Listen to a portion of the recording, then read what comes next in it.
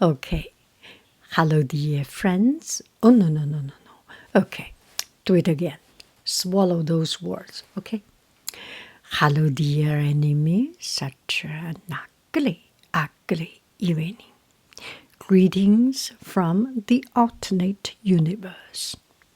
Okay, let's come back. Hello, dear friends. Good evening. Such a beautiful, beautiful evening. And last time we talked about the Chinese mythology.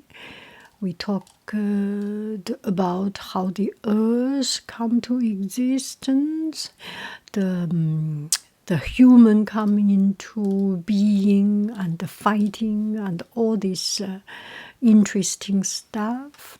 Now we will talk about the ancestors of China or Chinese in Chinese mythology. Okay, I will first tell it in Chinese. 炎黄蚩尤，我们都说我们是炎黄子孙，这个是怎么来的呢？炎帝、黄帝和蚩尤的故事，这个是中华文明起源的核心传说，标志着华夏部族从分散走向融合这样一个过程。这里面一共有2个最重要的战役。第一次大战叫阪泉之战，阪泉之战是炎帝和黄帝2个部族在中原地区发生的战争。你就想想，比如说中原地区，差不多就是什么河北啊、山东啊、河南呐，就这一段中原地区，有一个叫炎帝。炎帝呢是神农氏，就是以前的神农氏的另一个说法。还有一个呢是黄帝，是有熊氏，这个我不太知道。我知道神农氏讲过好多神农氏的故事，但是黄帝叫有熊氏，这个我还真不太知道。所以一开始炎帝和黄帝就开始打架，有一点像什么河南队和山东队打架，或者是河南队河北队打架，就这么个意思。河南就这么个意思。炎帝和黄帝他们2个人打架，2个都带了好多兵，都很厉害，打得不相上下，打了1仗，分不出来，再打1仗，梆，第2仗又打1仗，还分不出来，第3仗黄帝胜了，炎帝输了，炎帝最后得举手投降吧，那个干脆咱俩火并吧，打不过你，那咱一块玩，对不对？打不过就跑，跑不过就和，然后他们2个就合在一块儿，就成立了炎黄部落，就是中华民族的子孙，中华民族的祖先，对不对？炎黄部落，这个是在中原地区的北方的。然后现在第1战打完了，这2个人里头，炎黄里头决出一个，决出谁赢了没用，决出来了，有了输赢，他们俩合一块儿了。然后又是第2仗，第2仗是逐鹿之战。逐鹿呢是由蚩尤带领的九黎部落。这一听这个名字，黎民百姓，九黎部落。九黎部落特别能打仗，特别勇敢。那个时候他已经研究出了铜器，有高级的兵器，而且能呼风唤雨，然后就特别厉害。然后炎黄军队呢，和炎黄是2个，不光是炎族，不光是黄族，是炎黄2族，这等于2比1啊，对不对？这个是他人多呀，炎黄军队和九黎部落的蚩尤军队开始在逐鹿打仗，然后这个蚩尤特别能打，特别勇，但是呢，炎黄部落呢特别聪明，他们发明什么呀？发明指南针，就是那个车上有一个磁铁，然后它照出来南边北边，所以它就不迷路了，对不对？现在咱们有 GPS，那个时候还没有 GPS，那个时候就是用指南针，然后拿那个指南针一指，哎，东南西北指出来了，然后他们就能够知道往哪儿走了，往哪儿打，往哪儿跑，什么部位之类的。然后蚩尤呢，不光很勇，他还有一点小诡计。他那一天他弄得满天大雾，这个天什么也看不见。但是皇帝发明了指南车以后，一下就知道在哪儿了。最后还有两个天神来帮助，一个叫应龙，一个叫女拔。这个时候天神来帮着炎黄来打蚩尤，飘飘飘飘飘。你看炎一族，黄一族，加上一个龙，加上一个女鬼，这4个人打一个，这有一点欺负人。不，这不能那么说。这4个人打一个，这要再不赢，说不过去了。哎，结果就打赢了，最后就把那个蚩尤给打死了，蚩尤就没了。后来就没有后来了。所以黄帝炎帝传起来，连在一起，就是我们的炎黄子孙。然后那个蚩尤部落，就是这个九黎部落的首领，听说他有好多兄弟，有9981个兄弟，然后铜头铁额，然后都是战神，特厉害，然后还有铁的坐骑，所以他们就跑了，跑到哪儿去了？跑到了南方，像什么云南呐、什么广西啊那一边，就是现在的苗族。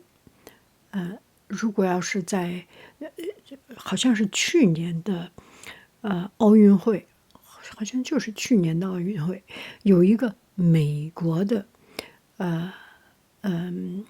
小女孩，美国队儿的女孩，她就是苗族的，苗族移民过来，然后住在明尼苏达，她得了一个冠军，所以in America， 在美国这个苗叫孟 HMONG， 好像是这么一个词儿。好，所以这个故事讲的就是炎黄子孙这个词儿怎么来的。然后炎黄子孙打赢了以后，包括这个九黎族蚩尤部队的一部分人，他一看蚩尤不厉害了，干脆我就随大溜吧，也参加到了炎黄子孙这一部分，就变成了华夏族。炎黄子孙华夏，这都是中国的代名词，对不对？然后另一部分呢，就苗族就到别的地方了。所以炎帝、黄帝、蚩尤3个大神一块儿被称作中国的中华三祖，中国的3个祖先。就是这么故事。Okay, so now I will try to explain it in English. So at the beginning of the time, there are many different tribes in China, in Chinese mythology. There are this kind of tribe, that kind of tribe, but at the end, when people fight, you get united with one tribe and fight with another. It narrowed down to 3 tribes. The first 2 tribes. One tribe, completely we have 3 tribes in this story, but we will first talk about 2 tribes. One is Yan-di, the god of agriculture. He is the god of one tribe. And Huang-di, another tribe. So Yan and Huang, these 2 tribes has a lot of power. They became 2 of the existing, after the fighting, the only one standing. let's say this. The two of them, they want to fight for the power. So they start to fight. Bang, bang, bang, bang, bang, bang. One fight. Almost the same. Cannot see who is winning. Let's do it again. And then second fight. Pew, pew, pew, pew, pew. Still cannot say who's right. This part lose some, that part win some. So there is always not a final result until the last time. Pew, pew, pew, pew, pew, pew. At Banquan, this place is called Banquan. You do not know Chinese location, so I will not focus too much on the location name. But finally, they fight in the middle of China. China is very big. There are north part, middle part, left, right, the north, east, west, south.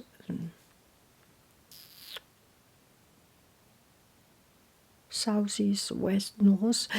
There are different parts, but they were Yan and Huang mostly from the central part of China, and they fight until at last between Yan and Huang, these two tribes, Huang win, and Yan lose. I think Yan is smart. He lose. He did not kill himself. He did not just disappear. He think and think, a little bit like the Rodin's thinker, just thinking, le penseur, thinking emoji. And finally he thought, why do I sacrifice myself? Let's just unite. Okay, we can live in peace. So Yan and Huang united through Yan surrender. Let's say the losing part surrender and united with the winner, and they together become a new team, Yan Huang team. So they became very strong. Then there came another team. This team is Chiyou. Yan Huang is from the center of China. Yan Huang Zizun, which is kind of the place where I am from, Hebei. It's just the center of China. Hebei, Henan, Shandong, yeah, those kind of place. I cannot say exactly the place, but roughly that place, center of China.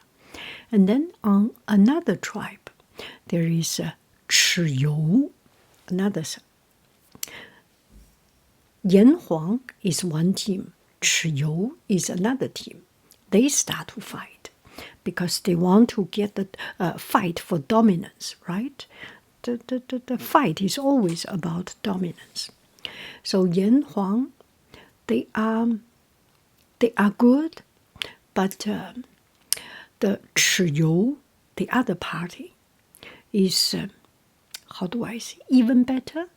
They are very, very, very warriors. They were born to fight. They have special tools, copper weapons, and the people there are very martial art, very vicious, very fighting people, very strong.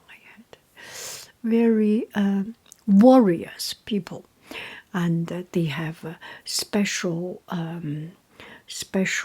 weapons. They have special tools. Anyway, it's just to use power, physical power. Just to think about it, very physical and very strong people. And Yan Huang, on the other hand, compare with them is a little bit weak, but they can use their brain. So Huangdi developed campus. So Chiyou, the bad guy, no, not the bad guy, the Chiyou, the strong guy or the warrior guys, they made some big fox night, and they can bring up the fox, the mist, and make something that make the other party lost their way. But Yan Huang, the relatively center of Central China team, this team, they use their brain. They developed or invented some new tools, campus. So they have a magnet and use the magnet, and they can see direction. At that time, there was no GPS, right? There was no Google Map, Apple Map, no Garmin. Yes, there was no that things. It's you use a magnet to see the direction. So they use that and used very well. They find their way. They fight in the fox. They fight in the misty. They fight in the mud. They fight in the forest. Wherever they fight, bling, at the end of the fighting, bling, they can see the direction and go this way, pew, they go. So they use their brain in this fight. And at the very end, they got two big superpower. One dragon, one 女拔, two gods help. So it's kind of 4 against 1. So finally they win. And they killed Chiyou, killed the leader. And that's the end of the story. So Yan Huang and some of the losing party, Chiyou party, some of them united or followed the Yan Huang team. So it becomes a big, strong team. And some of the remaining of the Chiyou, the hardcore Chiyou fans, they thought, okay, I will die before I surrender. They did not surrender, so they went down to the south and become the Hmong, M-O-N-G, the Hmong people from Miaozu in Chinese, but Hmong people. And now there are, I think in Minnesota, there are a lot of Hmong people. And also in California, in my city, I also see some Hmong people. And they are, this is the story of it. So now we say China is the descendants of Yan Huang. And we say there are 3 ancestors of China. One is Yan, one is Huang, and one is Chiyou. Yan-di, Huang-di, Chiyou. Huang-di is the first winning god, winning emperor. Yan-di is the first losing emperor, but they united Yan Huang together. And Chiyou is the one who didn't lose, who was the final end game being killed. So 3 ancestors of China, Huangdi, Yan-di, Chiyou. That is today's story. Thank you very, very, very much. I love you. I really do. Do. Goodbye. Bye.